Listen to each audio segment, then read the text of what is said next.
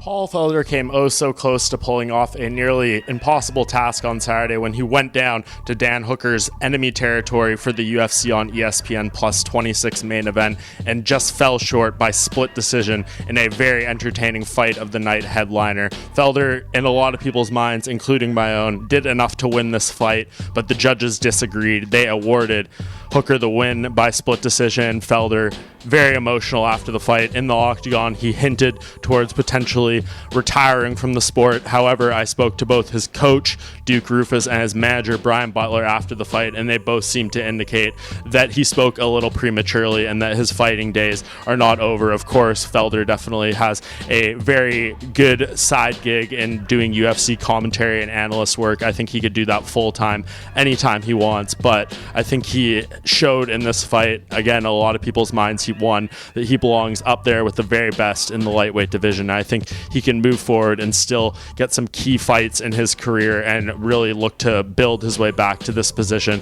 main event spot, and maybe even bigger things going forward. I think a fight that would make a lot of sense for him coming out of this one would be against Ally Quinta. These two have been matched up twice in the past, UFC 218, UFC 223. Both times they fell apart due to varying circumstances, and I think now is the time to try to make that fight again. Third time is the charm, hopefully, and I think that would be a very good fight. Two guys who have really proven themselves, two names in this weight class, and two guys that I think would put on a very entertaining and competitive fight. So I think Felder definitely took some damage in this contest. He's going to need a little time to recover and get his head back in the right space, but once he is ready to go, I think the matchup with Ally Quinta is the one to make.